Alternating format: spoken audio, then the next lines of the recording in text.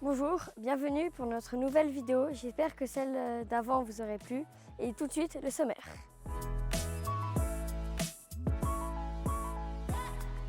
Et maintenant, le trailer de votre film préféré.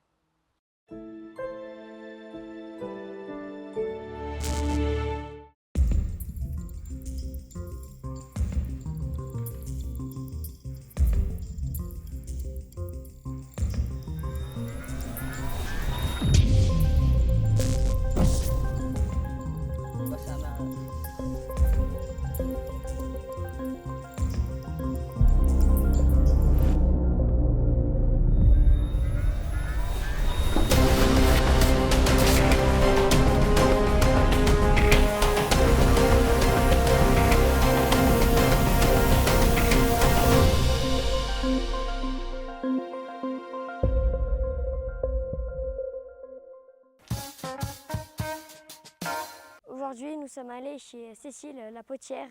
Tout de suite, un reportage sur place.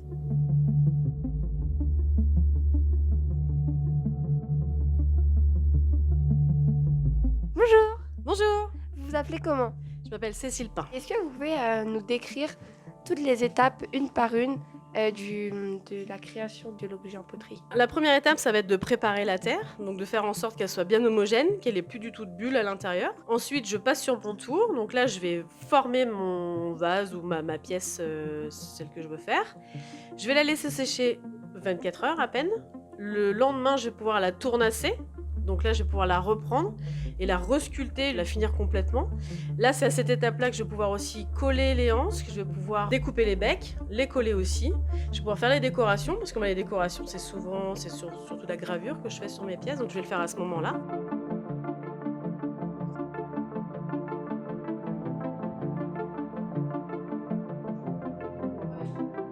Ensuite, cette pièce, elle va partir au séchoir. Donc là, le séchage, c'est ce qu'il y a de plus long.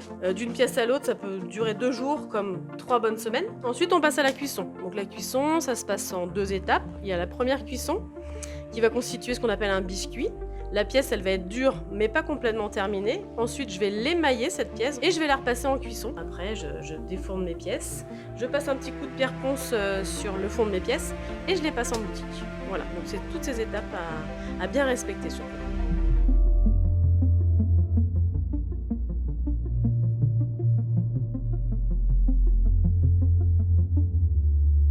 Vous faites de la poterie depuis combien de temps?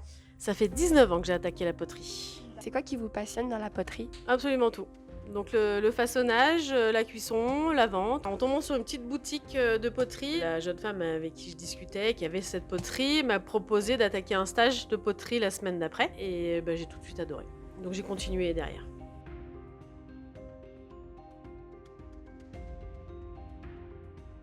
Dans votre boutique, qui a le plus gros succès? Un peu de tout. J'arrive pas à avoir de stock d'assiettes parce que dès qu'elles sont mises en place, en général, j'arrive à les vendre rapidement. J'ai les bols aussi qui partent très très bien, les bols qui sont là-bas derrière. Mais beaucoup les tasses à café. Les tasses à café, j'en vends pas mal.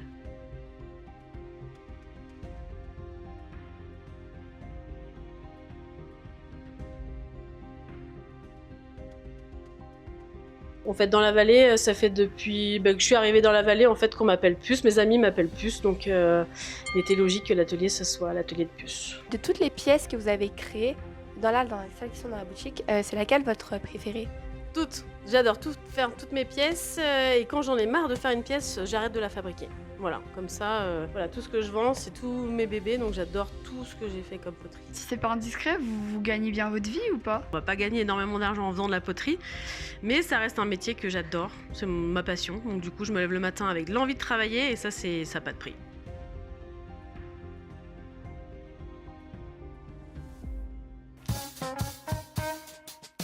Et après cette longue journée, je vous dis à bientôt et moi, je vais me coucher. Oh, de merde, cette caca là. C'est gros caca. Wesh. Voilà, team.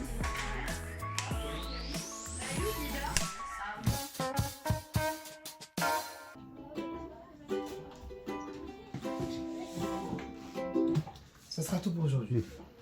À bientôt, Claude. un nouveau concert. Hop là, apparition.